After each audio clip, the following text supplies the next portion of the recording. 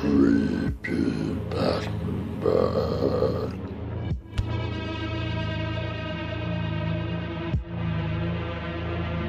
If you are the type of person who enjoys this show, then you are probably the type of person who enjoys a bit of a scare.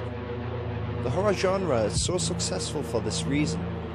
Ghost tours and investigations are becoming increasingly popular. So many people enjoy fear in a controlled environment.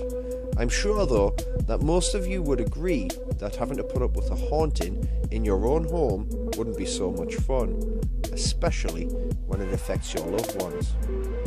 Sit back, relax, and enjoy Scary True Tales. My paranormal story starts when me, my husband, and 2 daughters moved to Rock Springs, Wyoming. When we got to Wyoming, we started looking for a home. We went and looked at a townhouse. We loved it and thought, nah, too good to be true. We will never get it. But not even an hour after we left from looking at the home, we got a call and we started moving in that night. No money down, not a dime to move in. This was July, so the kids were out of school, and strange things started happening already. We had a stove that had knobs that you would have to push in and turn to switch on. Well, all my burners would turn on, and my stove would be on the boil.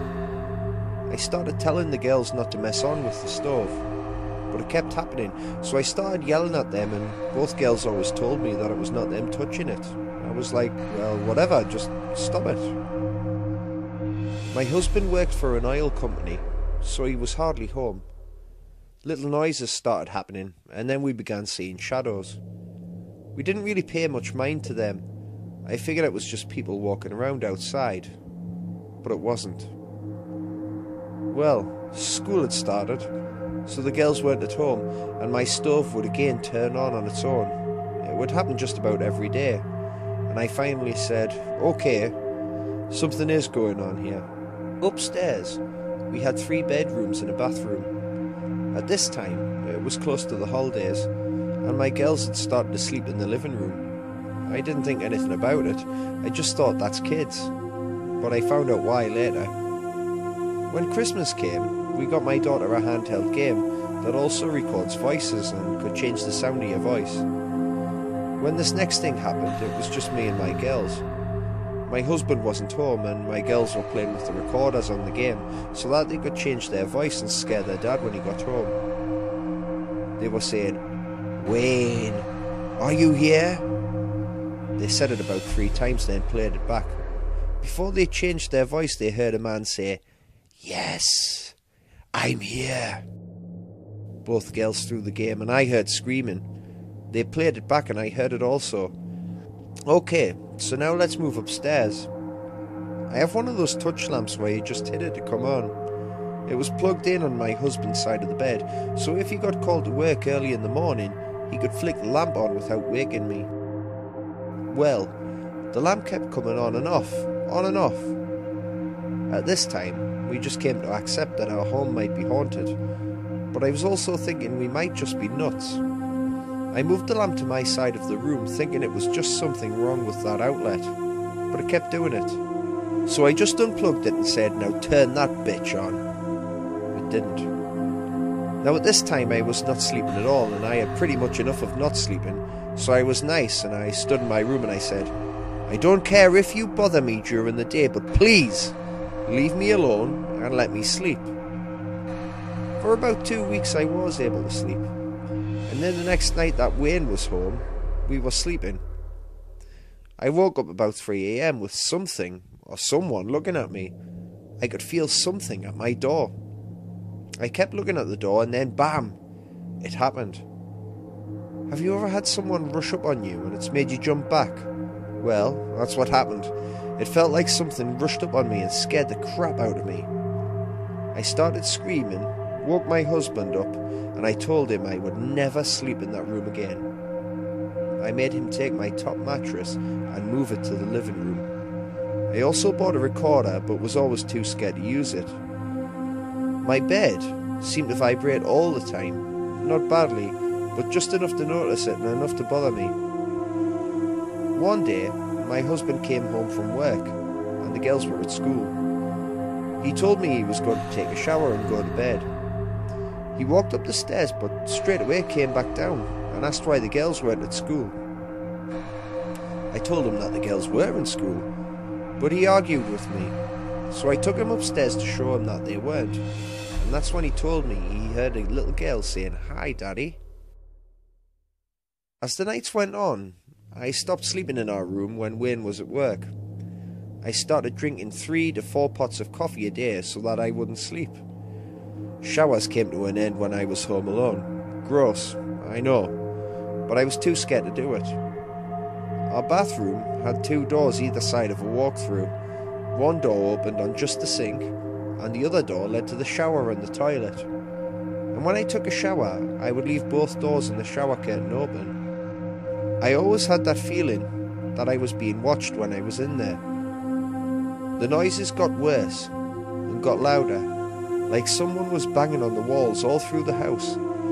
The girls and my husband were telling me they kept seeing and hearing a little girl. I knew there was a man there, I heard his voice, but not a little girl. It was around this time that we went to the dog pound and got a Jack Russell called Chip. He would sit at the basement door watching it like someone was going to come out of it. I had his food and water bowls in the kitchen, and he did just fine. But I had another little dog called Bella, and she would not go into the kitchen at all, so I ended up moving the dog's bowls out of there. I would stand in the kitchen and call her name, but would she hell enter? Eventually, because of the noises and the shadows, everybody stopped sleeping in their rooms, and it seemed like the activity moved downstairs. Me and my daughter were the only people at home that day, and Bella started growling and barking at the kitchen, but nothing was there. I started to take some pictures on my camera to see if I could capture anything, but nothing turned up. Now, back to the little girl. My kids and husband were still telling me about this little girl. We were getting Dish Network installed. The installation guy was busy setting it all up when he asked if we had heard about the little girl who used to live next door. I wasn't sure what he was on about, so I asked him. He told me that the little girl was 8 years old and she tragically passed away from cancer, possibly caused by the radon gases released from the ground due to mining. I started then to wonder if this was the girl my husband and kids had heard. One evening, the girls were staying at their friend's house. We were watching TV when my front door opened and slammed shut. Me and my husband looked at each other for a moment before we got up to investigate, but no one was there. We walked to the house where our daughters were staying to make sure it wasn't one of them coming back for something. Whilst my husband was out doing this, I watched a shadow move up our staircase. I told him about it when he got back and we just let it go. On one morning, the girls were at school and my husband had left for work when some banging started up in the kitchen, and it was loud. I tried to ignore it to see if it would stop, but it just got louder and louder, and then I had had enough. I turned towards the kitchen, which is where the banging always started at, and yelled, "Will you please stop?" To my surprise, it stopped and I said, "Thank you." If only I would have heard "You're welcome," my home would have been a drive-through. It was winter, and about 5 AM in the morning when my husband got called to work this day. It was really cold and there was snow outside. So I thought, okay, since the sun is coming up, I will try to sleep. My oldest daughter was again at her friend's house, and my youngest daughter was on the couch with Bella. I was lying on my mattress with Chip. I was about to fall asleep when I heard a very loud scream from a little girl. Chip jumped up barking and I jumped up looking around to see if it was my youngest. Nope. I then knew what it was. I called my husband crying, wanting him to come home, but I knew he couldn't. Erin and Bella were still asleep. They didn't hear anything. After my husband came home, I told him he had to get us out of the house as I couldn't take any more. It was our final night in the house, and we were all packed and loaded up to leave the next morning. My mattress and computer were the only things left to load up. My youngest daughter was on the computer, and the rest of us were sleeping. I was woken up with my dogs going crazy, running through the house barking, and my daughter was crying and trying to catch her breath. I asked her what was wrong, and she said she heard a man whisper in her ear. But it sounded like he was talking a different language, Chinese or something. Well, that was it for me. We loaded the rest up and left that night. After getting back to Texas, I was telling friends about it, and they suggested going ghost hunting. We did so, and me and my husband started a paranormal group. We've been doing it ever since. I now wish I could go back and talk with whatever was there. They might just have needed help. Also, we lived about a half a mile from the Wyoming College, and at the college there was a sign commemorating the Chinese massacres that happened half a mile from the college. Ding! So I'm guessing the man might have been one of the murdered Chinese people.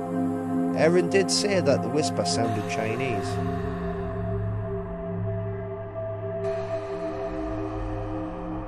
When my sister Natalie was about 3 or 4, she was your usual, very talkative child who liked to play and be noisy.